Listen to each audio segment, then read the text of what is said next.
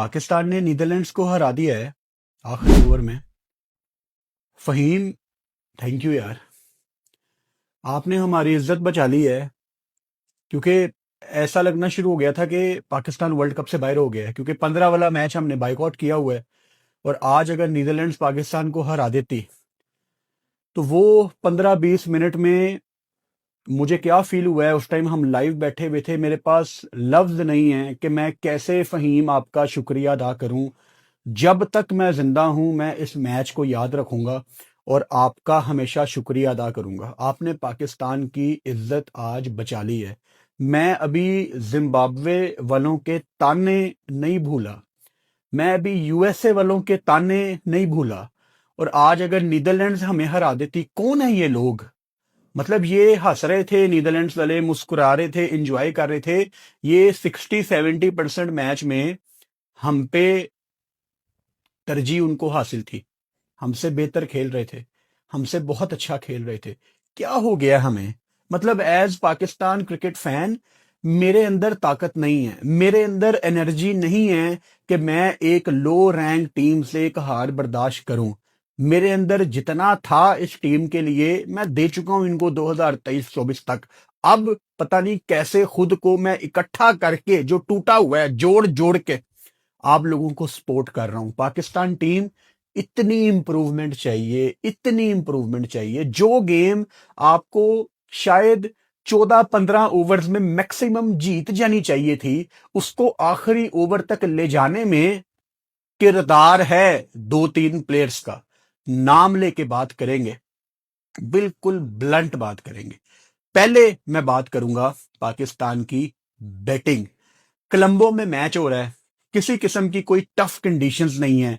आप कितनी दफा श्रीलंका सारे जा चुके हैं, कोई मुश्किल कंडीशंस तो नहीं है ना।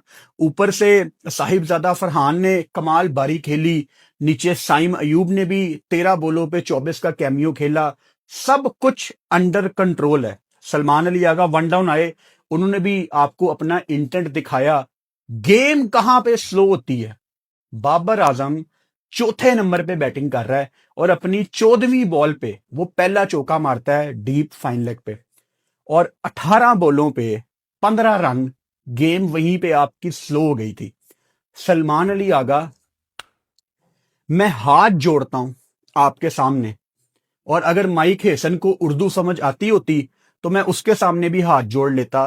Please talk to Babar Azam and tell him to play according to the plan. Because अगर ये प्लान है कि सारे मारेंगे और बाबर विकेट रोकेगा, then I am afraid this is not going to work against big opposition.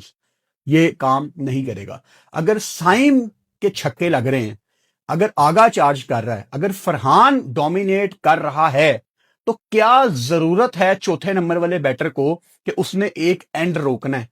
हम लोग बड़े डिफेंसिव हो गए हैं। हम लोग पता नहीं कौन सी 1990 की क्रिकेट खेलते हैं, जहां हमारे अंदर ये इंजेक्शन लगा दिया गया है कि हमें रन है बॉल खेलना है और हमें एक साइड रोक के रखनी है। किसके लिए रोक के रखनी है एक साइड? मतलब ये 14-15 ओवर्स में जीतने वाला मैच था। हम लाइव बैठे हुए थे, मैं ये बात कर रहा था कि पाकिस्तान को नेट रन रेट को देखना चाहिए और थोड़ा पहले फिनिश करना चाहिए। लेकिन फिर एक टाइम ऐसा आया कि हम ये दुआ कर रहे थे कि पाकिस्तान प्लीज ये मैच जीत जाना। अब होता क्या है, जब एक बैटर आके फजूल में, मतलब कोई 15वीं बॉल, उसने शायद बाबर ने 15वीं 16वीं बॉल अपनी टिप की है, लोग डाउन द क्रीज आके चार्ज करते हैं। ये हमारा शहजादा टिप करता है। यार, आप कैसे टिप कर सकते हो? 14-14, 15-15, 16-16 बॉलें खेलने के बाद आप T20 में कैसे टिप कर सकते हो? अब मेरी बात कान खोल के सुनो। It's not about Babar Azam playing run a ball. अगर कोई एक बल्लेबाज रन ए बॉल खेलता है, उसका प्रेशर, उसका रिफ्लेक्शन आपको पूरी टीम के अंदर नजर आता है। आपकी पूरी टीम की परफॉर्मेंस नीचे जाती है।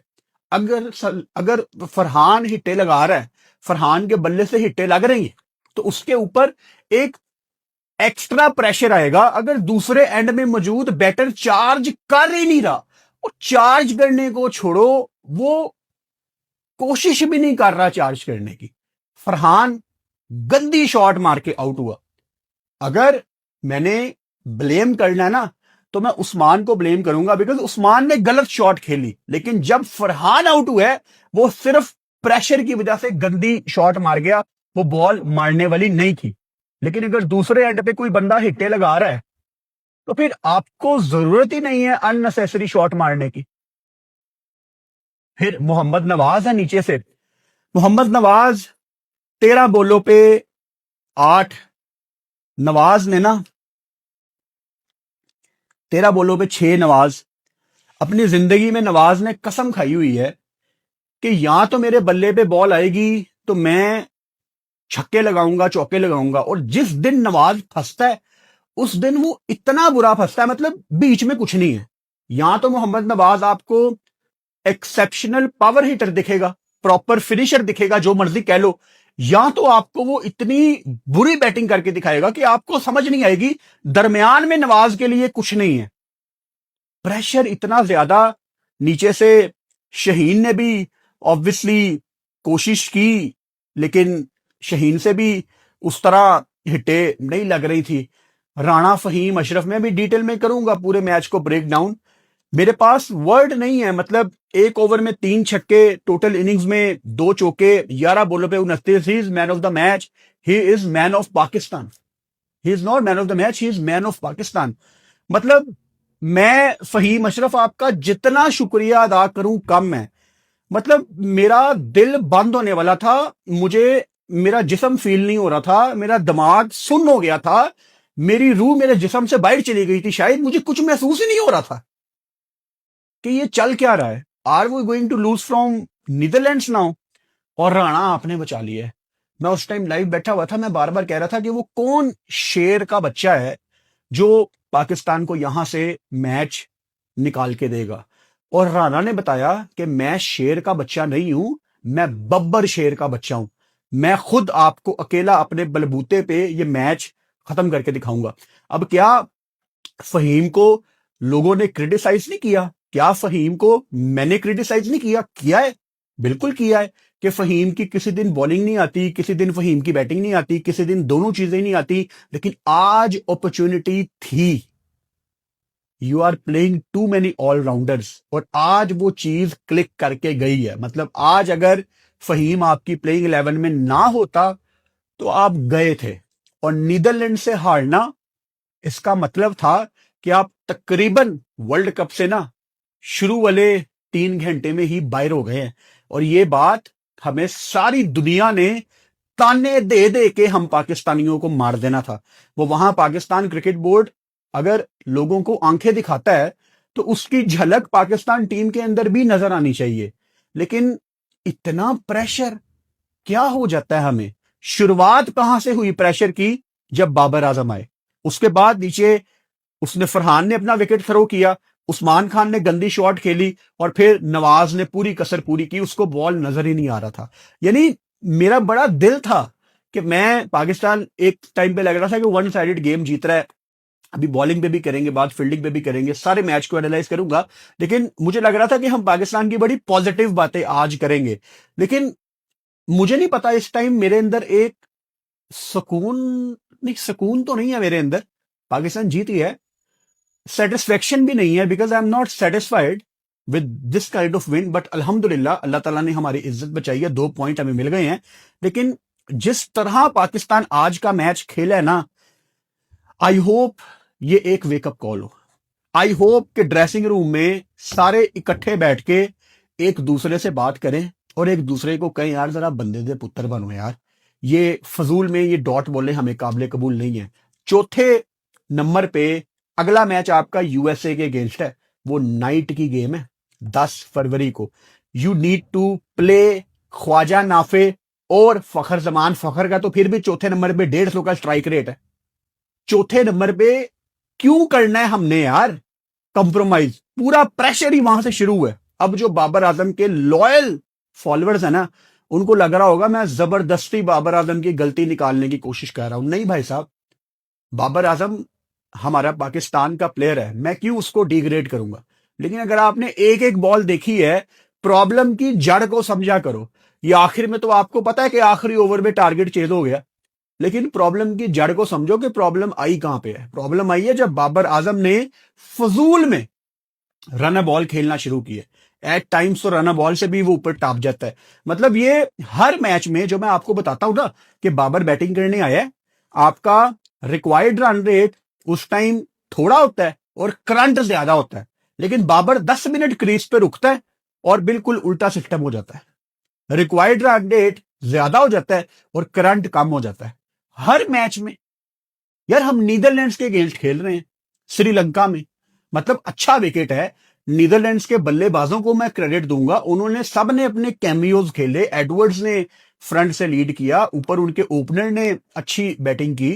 तो अगर सब कर सकते हैं, अगर वो हिम्मत दिखा सकते हैं, तो मसला क्या है बाबर आजम का? मतलब is it that timid mindset? I think it is, because skill थोड़ा बहुत उसके अंदर है, लेकिन वो माइंडसेट ना आपको ब्लॉक करता है। और अगर अल्लाह ना करे ये गेम पाकिस्तान हार जाती, तो आप किसको ब्लेम करते? सब एक दूसरे की तरफ देख रहे थे। और शदाब खान, मतलब कितनी इंपॉर्टेंट पोजीशन पे वो बैटिंग करने आया है, वो आउट होने के बाद बाहर जाके सलमान अली आगा से कोई बात कर रहा है and he was smiling. Shadab Khan, मुझे जिंदगी में कभी किसी किसी के ऊपर इतना गुस्सा नहीं आया जितना उस टाइम आपके ऊपर आ रहा था। आप लोगों को हंसने का ख्याल भी कैसे आ जाता है ऐसी क्रंच सिचुएशंस में? वो कुछ लोग होते हैं ना जिनको हर सैड मोमेंट पे जबरदस्ती हंसी निकल आती है। मुझे लगता है ये कोई वैसा केस है, क्योंकि नॉर्मल बंदा तो नहीं हंस सकता। तो शदाब खान, आपकी भी बहुत बड़ी रिस्पॉन्सिबिलिटी थी। ऑलराउंडर, आपको इतनी इंपॉर्टेंट पोजीशन पे पाकिस्तान बैटिंग करवा रही है। अब ठीक है, भूल जाओ ऑस्ट्रेलिया की सीरीज, अब भूल जाओ पीछे क्या हुआ है। You are playing World Cup and you guys are lucky कि आपको जिंदगी में एक और वर्ल्ड कप खेलने का मौका मिल गया है। लेकिन जो आप लोगों की करतूतें हैं ना, मैं स्पेशली बाबर आजम से बात कर रहा हूं, स्पेशली शहीन से बात कर रहा हूं, शदाब से बात कर रहा हूं, ये जितने भी आपके सीनियर्स हैं, फखर, बाबर, शहीन, नसीम, शदाब, आप लोगों की जो करतूतें हैं, आप डिजर्व नहीं करते थे कि आप पाकिस्तान से दोबारा वर्ल्ड कप खेलते। अल्लाह का शुक्र अदा करें, और फिर पाकिस्तान क्रिकेट बोर्ड का जिसने दोबारा आप लोगों के ऊपर ट्रस्ट किया है। अब आप लोगों को फ्रंट से लीड करना है। अगर हमारी एक्सपेक्टेशन फरहान, साइम वगैरह से है ना, ठीक है, उनसे भी होनी चाहिए, but you guys our seniors, आपको फ्रंट से लीड करना पड़ेगा यार। खैर, शुरू से शुरू करते हैं यार। बहुत ही, मतलब अल्लाह ताला का शुक्र है कि हम ये मैच नहीं हारे। मतलब ऐसे लग रहा जैसे इतनी तकलीफ हो रही थी जब राणा से हिटें नहीं लग रही थी, और जब राणा ने हमें मैच जितवाया है, तो ऐसे लग रहा है जैसे जिस्म से ना किसी ने तकलीफ निकाल के बाहर फेंक दिया, और एक अजीब सी कैफियत है इस time. And I don't know how to say thank you to Rana Faheem Ashraf. यहां पे टॉस जीत के पाकिस्तान ने पहले बॉलिंग का फैसला किया था, और वो बिल्कुल ठीक डिसीजन था। अगर आप हमारा प्रीव्यू देखते हैं, मैंने पाकिस्तान नीदरलैंड के प्रीव्यू में कल रात को आपको बताया था कि जो टीम यहां पे टॉस जीतेगी, मुझे लगता है कि वो यहां पे पहले बॉलिंग करेगी। उसकी वजह सिंपल है कि यहां पे बारिशें भी हुई हैं, यानी विकेट को ढक के रखा गया होगा बहुत ज्यादा टाइम के लिए, और फिर यहां पे ड्यू ड्रॉप्स भी होती हैं, रात को ड्यू भी पड़ती है, उसकी वजह से विकेट के अंदर थोड़ी सी नमी रह जाती है। और जब आप सुबह विकेट के ऊपर से कवर उतारते हैं, क्योंकि श्रीलंका में रात को हर टाइम विकेट को कवर करके ही रखा जाता है, क्योंकि बारिश कभी भी आ सकती है, तो जब आप विकेट के ऊपर से कवर हटाते हैं तो हल्की सी नमी होती है, और आप नए बॉल से उसको यूटिलाइज करने की कोशिश करते हैं। अब क्या पाकिस्तान ने यूटिलाइज किया, उसको हम अभी कवर करेंगे। और थोड़ी सी क्लाउडी कंडीशंस भी थी। अच्छा, वो क्लाउडी कंडीशंस वो वाली नहीं थी कि ऐसे बादल नहीं थे जिनमें पानी हो, वो बस थोड़ी सा, मतलब धूप चली जाती थी, बादल सूरज को कवर करते थे, थोड़ा ये सीन चल रहा था। तो आगा ने टॉस में उसका भी जिक्र किया था कि ये भी बहुत बड़ी वजह है कि हम पहले बॉलिंग कर रहे हैं। अच्छा, पाकिस्तान की तरफ से आज शुरुआत की शहीन शाह अफरीदी ने। शहीन शाह अफरीदी 2 ओवर में आई थिंक उनको 23 रन पड़े थे, और बहुत ही बुरी बॉलिंग शहीन ने की है पहले 2 ओवर्स में। मतलब एक तो उनका रनअप बड़ा स्लो था, थोड़ी तेज करने की कोशिश कर रहे थे। आई थिंक एक आधी बॉल उन्होंने 139.7 के करीब की है, 139.9 इस तरह कुछ, थोड़ी तेज करने की कोशिश कर रहे थे, लेकिन ना लाइन थी और ना लेंथ थी, कुछ भी नहीं था, और रनअप टूटा हुआ था। क्रिकेटिंग लैंग्वेज में रनअप टूटने का मतलब है कि आप उस जगह बॉल कर ही नहीं सकते जहां आप करना चाहते हो। स्लो भाग रहा था, और मैं आपको कितने सालों से बता रहा हूं कि फास्ट बॉलर किस मूड में है वो आपको उसका रनअप बता देता है। शहीन का बहुत ही ऑफ डे था। अच्छा, इंटरेस्टिंगली आज साइम अयूब को सलमान अली आगा ने 17वां ओवर दिया और एक ही ओवर करवाया। 17वें ओवर में साइम अयूब आया एंड ही गॉट 2 विकेट्स। उसकी वजह से नेदरलैंड्स का टोटल जो 160 170 को टच कर सकता था, वो अगर कर जाता तो यहां पे लेने के देने हमें पड़ जाने थे। साइम अयूब ने एक ओवर में 2 विकेटें ली। उसके बाद साइम को अगला ओवर नहीं दिया गया। मैं बड़ा ऑपोजिट सोच रहा था। उस टाइम शहीन को लाया गया तीसरा ओवर करने के लिए और शहीन का पहला स्पेल बहुत गंदा गया था, लेकिन तीसरा ओवर शहीन ने बहुत अच्छा किया। हालांकि उसने तीसरे ओवर में एक विकेट भी ली, लेकिन तीसरा ओवर उसने अच्छा किया।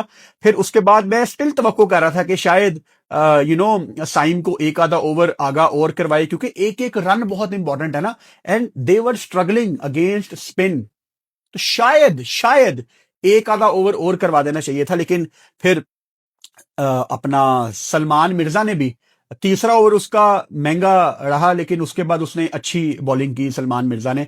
So overall he got 3 wickets. Shaheen के लिए मतलब 3 ओवर में 28, but it was an of day. Shaheen का बिल्कुल भी अच्छा दिन नहीं था। नवाज भाई साहब बॉल के साथ इन्होंने शुरुआत ठीक की, लेकिन मिडल में फिर ये एक्सपेंसिव रहे। तीसरे ओवर में इनको भी मार पड़ी और ओवरऑल 4 ओवर 38 रन 2 विकेटें। लेकिन मुझे लगता है कि ठीक है, नवाज का बल्ले के साथ कोई बहुत अच्छा दिन नहीं गया। एक्सपेंसिव जा सकते हैं आप, लेकिन मैं मोहम्मद नवाज से ये तवक्को करता हूं कि जब टूर्नामेंट पाकिस्तान का खत्म हो, जो कि हम उम्मीद करते हैं कि मार्च में खत्म हो, 8 मार्च को ही खत्म हो, उस पे नवाज को बॉल के साथ टॉप 2-3 में आना है और आई होप के वो आए। शदाब खान 4 ओवर 26 रन, कोई विकेट नहीं। अब शदाब खान खेल रहा है ना, तो उस्मान तारिक नहीं खेल रहा, ये आपने समझना है। बिकॉज नवाज तो बाइट नहीं हो रहा प्लेइंग 11 से, अबरार भी बाइट नहीं होगा।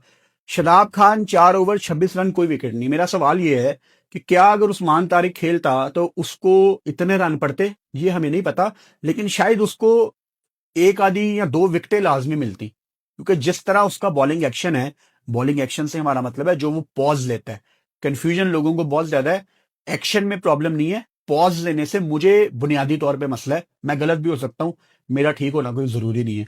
तो नीदरलैंड्स जैसी टीम जिनको बहुत ज्यादा स्पिनर्स अपने घर में खेलने के लिए नहीं मिलते, इनको अगर आप पॉज करके बॉल करवाएंगे ना, तो उनको कुछ भी नजर नहीं आएगा। जैसे अबरार जब रोंगन करा रहा था, तो उनको पल्ले ही नहीं पड़ रही थी कि ये हो क्या रहा है। तो शदाब का खेलना या फहीम का खेलना, किसी एक ऑलराउंडर का खेलना, उस्मान तारिक नहीं खेल रहा, तो इसको हमने समझना है। अब शदाब 4 ओवर 26 रन, कोई विकेट नहीं, ठीक है, लेकिन वो 4 ओवर पूरे कर गया है और नीदरलैंड्स को प्रॉब्लम हो रही है स्पिनर्स को फेस करते हुए, and Shadab was wicketless. I don't want to criticise Shadab Khan for his 4 overs, but उसको एटलीस्ट एक आधी विकेट लेनी चाहिए थी, बिकॉज दे वर स्ट्रगलिंग। और वहां पे आपको अबरार ने भी तो जबरदस्त बॉलिंग करके दिखाई है ना। अबरार तो कोई चांस ही नहीं था इनको समझ आता, because is a proper mystery bowler, mystery spinner. तो आपके पास उस्मान तारिक भी है पीछे, तो अबरार तो इनको समझ नहीं आना था, because he is too good for Netherlands. Even against Namibia, US से शायद अबरार को टैकल कर ले, बिकॉज उसमें इंडियन प्लेयर्स बहुत ज्यादा हैं और उनको आदत होती है बचपन से अपने घर की विकेटों में खेलने की, वो शायद अबरार को टैकल कर ले, लेकिन इनके लिए बड़ा मुश्किल है। तो अगर अबरार कर रहा है और साइम अयूब भी मतलब बोल्ड रियली वेल, और जब उसको आगा लेके आया वो बड़ा एक इंटरेस्टिंग कॉल था। मैंने बताया ना कि 17वें ओवर में मैंने कभी देखा नहीं है साइम को पहला ओवर करने आया। हमने उसको देखा, या तो वो पहला ओवर करता है, या तो वो कोई 6 ओवर के बाद आता है, या 12वें 13वें ओवर में आता है।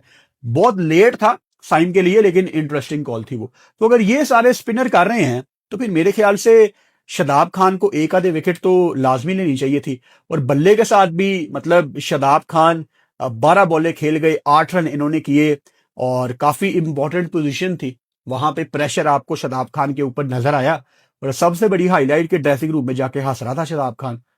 आगा के साथ जब बैठा हुआ था, उसको कोई बात बता रहा था, पता नहीं कवर कर रहा था अपनी बात कि मैं कैसे आउट हुआ हूं, क्या बॉल थी, आई डोंट नो, बट हंसना नहीं चाहिए था। नेदरलैंड्स की जितनी तारीफ की जाए कम है। वो 8 का रन रेट मेंटेन कर रहे थे और पाकिस्तान को जीतने के लिए 148 का टारगेट मिला था, 7.5 का रन रेट। मतलब उन्होंने हमारी एक्सपेक्टेशन से अच्छी बैटिंग की है। हालांकि जब मैच शुरू हुआ, जो इनका ओपनर था माइकल लिविट, ये पहले ओवर में शायद शहीन से ना थोड़ा सा डर रहा था फुटवर्क नहीं था।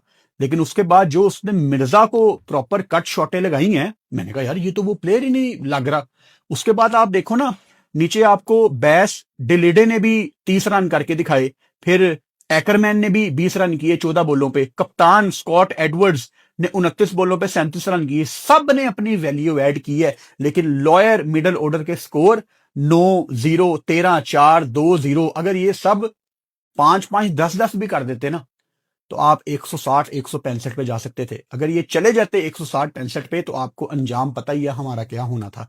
इसीलिए ये पैगाम पाकिस्तान टीम वालों के लिए भी है कि लोअर मिडल ऑर्डर काफी इंपॉर्टेंट पोजीशन होती है। आप बस कोशिश ये करो कि किसी तरीके, हमने जैसे 16 ओवर हुए तो वहां पे मैं लाइव बैठा हुआ था, मैंने यही बात मेंशन की थी कि नीदरलैंड्स की यहां पे कोशिश होनी चाहिए कि हमें पूरे 20 ओवर खेलने हैं, क्योंकि जब आप पूरे 20 ओवर खेलते हो ना, तब आप लगा देते हो एक डिसेंट टोटल। लेकिन एक बॉल रह गई थी, Mirza was too good in the last over, बल्कि पाकिस्तान के आखिरी 3-4 ओवर उन्होंने बहुत ही अच्छे डिलीवर करवाए हैं।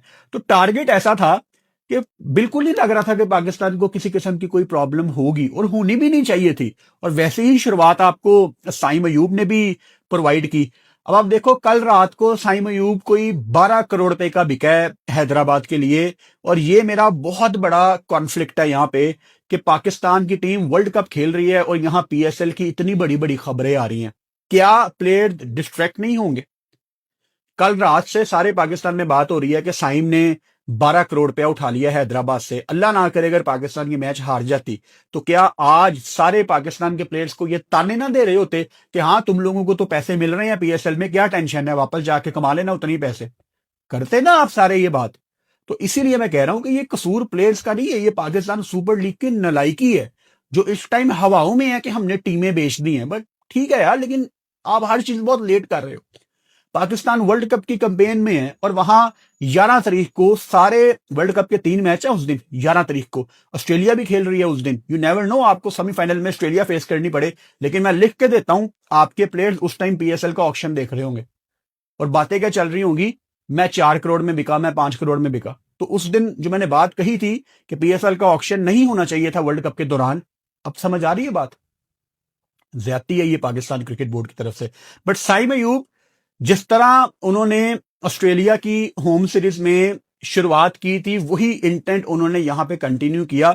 हालांकि कैमियो सिर्फ 13 बॉलों पे 24 का है, लेकिन मैं आपको बताता होता हूं ना कि T20 में ये देखा करो कि इंपैक्ट वाली नॉक कौन खेल रहा है, क्योंकि वो मैटर करता है, इंपैक्ट वाली नॉक। और साइम अयूब ने अपना इंपैक्ट छोड़ा, ऊपर से वो आपका एक बेहतरीन स्टार्ट आपको दे गया था। हालांकि अर्ली ऑन फरहान बहुत ज्यादा फंसा हुआ था, और हमें डाउट था कि क्या फरहान आज डॉट बॉल ज्यादा खेलेगा। फरहान ने 31 बॉलों पे 47 किया है। इफ आई रिमेंबर, फरहान ने सिर्फ 8 बॉलें डॉट खेली है, विच इज गुड। उसके बाद फरहान ही आपकी टीम को आगे लेके गया। एक टाइम पे 180 का स्ट्राइक रेट था, 151 के स्ट्राइक रेट से खत्म किया। 2 छक्के 4 चौके, 31 बॉलों पे 47 रन की नॉक। काश 50 करता, बट उसका भी बहुत बड़ा किरदार है अगर आप ये मैच जीते हैं। 1 डाउन सलमान अली आगा, 150 का स्ट्राइक रेट, और आगा 8 बॉलों पे 12, अगर 3 चौके मार के आउट हुआ है ना। अगर कोई ये कहे कि आगा क्यों आउट हो गया, नहीं, कोई टेंशन की बात नहीं है यार, अगर साइम जल्दी आउट हो गया, बट इंपैक्ट तो छोड़ा ना। सलमान अली आगा जल्दी आउट हो गया, बट इंपैक्ट तो छोड़ा ना। T20 में यही तरीका कार है। वो इंडिया को देख लो, वो 230, 240 से नीचे सोच ही नहीं रहे। श्रीलंका अगर हमारा उनके साथ मैच हो जाता है तो इतना टोटल तो खैर नहीं बनेगा, क्योंकि इंडिया में थोड़ी सीधी विकेटें होती हैं, बट अप्रोच जो बैटर आता है वो चार्ज करता है। और हम आज भी अपनी चौथे नंबर की पोजीशन पे कॉम्प्रोमाइज कर रहे हैं। ख्वाजा नाफे आपके पास एक ऑप्शन है। इवन मैं तो फखर को भी चौथे नंबर पे नहीं डालना चाहता, लेकिन अगर दोनों में से किसी को खिलाना है तो फखर का तो 150 का स्ट्राइक रेट है चौथे नंबर पे, और उसका ज्यादा बड़ा सैंपल साइज है चौथे नंबर पे। बाबर को तो आप जबरदस्ती उसकी मिन्नत कर रहे हो कि यार तू चल जा। तो ऐसी हमारी क्या जिद है कि हम पाकिस्तान के लिए कॉम्प्रोमाइज करने के लिए रेडी हैं, जस्ट इसलिए कि बाबर फॉर्म में वापस आ जाए। क्यों? मतलब यार, मुझे 18 बॉलों पे 15 बहुत ज्यादा चुभ रही हैं ये बॉलें। और जो एक चौका बाबर आजम ने लगाया, वो down the leg side ball थी, डीप फाइन लेग। डड्डू फैंस, डीप फाइन लेग पता क्या होता है? मेरा ख्याल आप लोगों को ये भी नहीं पता होगा। एक जो चौका लगा वो down the leg side ball थी यार। अपनी उसने अप्रोच से, अपनी कोशिश से, अपनी जो उसकी क्लास है उससे उसने कोई चौका नहीं लगाया बना के। एक मेरा ख्याल है 17वीं ball, if I am not wrong, उसने प्रॉपर कवर ड्राइव मारने की कोशिश की थी, 16वीं या 17वीं बॉल, वो बल्ले से लगी नहीं। तो जब आप इतनी डॉट खेल चुके होते हो और एक पहली दफा जब आप कोशिश करते हो मारने की, तब भी शॉट्स नहीं लगती, क्योंकि आपने फजूल में प्रेशर चढ़ाया होता है। दरमियान में ये इतना प्रेशर चढ़ा देता है पाकिस्तान के ऊपर, पहले ऊपर से चढ़ाता था, अब दरमियान से, कि बाकियों को गंदी शॉटें खेलनी पड़ती हैं। खुद भी रन बॉल खेलते हैं और बाकियों के ऊपर भी प्रेशर डालते हैं। उस्मान खान ने जो इनसाइड एज लग के उस्मान खान बोल्ड हुआ, उसने बॉल को गलत कमिट किए। वो शॉट वो वाली मारने वाली नहीं थी, फुटवर्क भी बड़ा पुअर था उस स्पेसिफिक बॉल पे। लेकिन Usman Khan was too good in the fielding, even Babar Azam was exceptional in the fielding. बहुत उम्दा कैच पकड़ा, स्पेशली वो जो पहला वाला कैच था जिसमें बाबर बाउंड्री रोप के अंदर गया, बॉल उछाली, शहीन ने कैच पकड़ा। हम तो बचपन में ऑस्ट्रेलिया को देखते होते थे कि वो ऐसे कैच पकड़ते हैं, तो हमें आदत नहीं है इन कैचों की, तो वो बेहतरीन कैच था। और अब तो मेरा ख्याल है लॉन्ग ऑफ पे बाबर आजम, कोई सोच भी नहीं सकता कि मैं इसको टपा के छक्का मार सकता हूं। बहुत बेहतरीन फील्डिंग कर रहा है बाबर आजम। और एज ए फील्डर जब आप कोई ऐसा कैच पकड़ते हैं, पूरे मैच में आपके अंदर एक कॉन्फिडेंस आ जाता है। तो मैं तो तब भी तवक्को कर रहा था कि अब इसके अंदर कॉन्फिडेंस आ जाए, लेकिन वो नहीं हमें नजर आया आज भी। Timid mindset. Usman Khan was too good. जो उस्मान खान ने भी अर्ली ऑन कैच पकड़ा भाग के दायरे के अंदर, यार वो उसका कैच नहीं था सलमान मिर्जा की बॉल पे, लेकिन उस्मान खान बेहतरीन कैच था वो। और उस्मान खान की विकेट कीपिंग से वो तकरीबन हर मैच में मुझे इंप्रेस कर रहा है। और उस्मान खान अगर आज 0 पे आउट हो गया तो ठीक है, उसका टूर्नामेंट अच्छा जाएगा, बिकॉज वो मुझे अच्छी शेप में लग रहा है। वो छोटे छोटे अच्छे कैमियोज खेलने का स्किल रखता है। नीचे से शदाब खान ने, मुझे बॉल के साथ भी मैं खुश नहीं हूं उनके साथ, और बल्ले के साथ भी इससे बहुत बेहतर उनको परफॉर्म करना चाहिए था। सी ये करवाता है आपसे प्रेशर। अब शदाब खान ने आईसीसी के कितने टूर्नामेंट खेल लिए हैं, क्या उनको ये सूट करता है कि वो 12 बॉलों पे 8 करें? मोहम्मद नवाज को इतना तजर्बा है। मैं नवाज को लेके ना बहुत कंफ्यूज हूं। नवाज कभी कभी बैटिंग करने आता है, वो बीस्ट मोड में होता है, मतलब आप उसको पकड़ नहीं सकते। आप उसको जहां बॉल करोगे वो आपको लपेटा मारेगा। और किसी दिन वो 2-3 बॉलों पे फंसता है ना, आपको वहीं पे समझ आ जाती है कि यार आज नवाज ने ना कुछ नहीं करना। वो फंस जाता है, वो डॉट बॉले खेलना शुरू कर देता है, वो अजीब सा दिखना शुरू हो जाता है। आई डोंट नो, नवाज यहां तो बहुत अच्छा, यहां तो बहुत ही बुरा, दरमियान में कुछ नहीं है। नीचे शहीन से भी ऑब्वियसली उस तरह हिट्टे नहीं लग रही थी, कोई बाउंड्री नहीं लगा सके। और दुख हो रहा था मुझे, क्योंकि शहीन एक आईसीसी की वीडियो में 2-3 साल पहले अपने आप को कह रहे थे I am a proper allrounder. और शहीन बैटिंग कर भी लेता है, उसने एशिया कप में आपको करके भी दिखाई थी। लाहौर कलंदर्स की तरफ से भी उसने चार्ज किया था, मैच जितवाया हुआ है। लेकिन शहीन, काश आज आपके बल्ले से 2-3 हिट्टे लगती, क्योंकि मजा आता। उस टाइम पाकिस्तान को जरूरत थी, और पाकिस्तान को जब जरूरत थी तो तारीख में ये याद रखा जाएगा कि एक बब्बर शेर खड़ा हुआ है, वो फहीम अशरफ है। मैं वंस अगेन फहीम अशरफ हाथ जोड़ के आपका शुक्रिया अदा करता हूं, आपने हमारी इज्जत बचा ली है। मतलब इवन कि ये मैच जीत के भी लोगों को पाकिस्तान के ऊपर डाउट ही होगा। और कौन है पाकिस्तान? आप हो पाकिस्तान, मैं हूं पाकिस्तान, हम सारे पाकिस्तान हैं। तो हमारे ऊपर लोगों को डाउट है। इस डाउट को आप जो वीडियो देख रहे हैं अपने ऊपर लें। इस टाइम सारी दुनिया आप पे डाउट कर रही है। इस टाइम सारी दुनिया जो टीम गई हुई है उस पर डाउट कर रही है, मेरे पे डाउट कर रही है। आपके ख्याल से ये England, Australia, India, New Zealand, West Indian, ये दुनिया भर के जितने लोग हैं या जो गोरे कमेंटेटर हैं, उनको तो हाइप बनाने के लिए अपसेट चाहिए। आपके ख्याल से क्या पूरी दुनिया आज ये चाह रही थी कि पाकिस्तान मैच जीतता? नहीं भाई साहब, सारी दुनिया मिलकर दुआ कर रही थी कि नीदरलैंड जीत जाए और T20 वर्ल्ड कप के नंबर्स डबल हो जाए। कि जी देखो पहला मैच ही क्या हो गया है, अब हाइलाइट्स के ऊपर आएंगे 10 मिलियन व्यूज इंडियंस, तो दुनिया तो आपको काटने के लिए रेडी है, आप अपने आप को कटवाने के लिए हमेशा रेडी है। बस कर दियो यार। ड्रेसिंग रूम के अंदर जाके माइक हेसन, सलमान अली आगा, आप दोनों को टफ कॉल्स लेनी है और जरा सख्ती से बात करनी है। मैंने 1-2 प्रैक्टिस सेशंस देखे थे जिसमें पाकिस्तान के कुछ प्लेयर्स, मैं उनका नाम नहीं लूंगा, आगा से बहुत मजाक में बात कर रहे थे और कुछ अच्छे वर्ड नहीं थे। ऐसी वीडियोस पता नहीं पाकिस्तान क्रिकेट बोर्ड रिलीज क्यों करता है। ख्याल किया करो, पीछे आवाज नहीं आनी चाहिए, लोगों को पता लगता है। तो एक रिस्पेक्ट सलमान अली आगा की होनी चाहिए। और मैं चाहता हूं अब आगा ना थोड़ा सा बस अग्रेसिव हो जाए, वो थोड़ी सख्ती करे इनके ऊपर, क्योंकि इनके अंदर से आपको काम निकलवाना पड़ेगा। ये खुद नहीं कुछ करने वाले, ये डंडे के जोर पे चढ़ने वाली कौम है भाई साहब। हमारी जो सारी कौम है ये डंडे के जोर पे चलती है, तो इनसे काम करवाना पड़ना है, ये खुद नहीं करेंगे। किसी मैच में आपको लगता है कि दे आर नंबर 1 और किसी मैच में लगता है कि यू नो आप नीदरलैंड से हार जाएंगे। तो बहुत ही मतलब हमारी अजीब सी शुरुआत हुई है। ये वीडियो जब आप देख रहे हैं तो उस टाइम मैं ऑलरेडी स्कॉटलैंड वेस्ट इंडीज के मैच में लाइव आ गया हूँगा। तो ये वीडियो अगर आपने देख ली है तो मुझे ज्वाइन करें स्कॉटलैंड वेस्ट इंडीज के मैच में, और उसके बाद रात को इंडिया यूएसए का मैच है, उसके दौरान भी मैं लाइव आऊंगा, और उस मैच के बाद हमारी डिटेल में वीडियो भी आएगी उस मैच के ऊपर। तो पाकिस्तान पहला मैच जीत गया, 2 पॉइंट हमें मिल गए हैं, लेकिन ये कोई तरीका नहीं है जीतने का। सो आ जाओ लाइव में।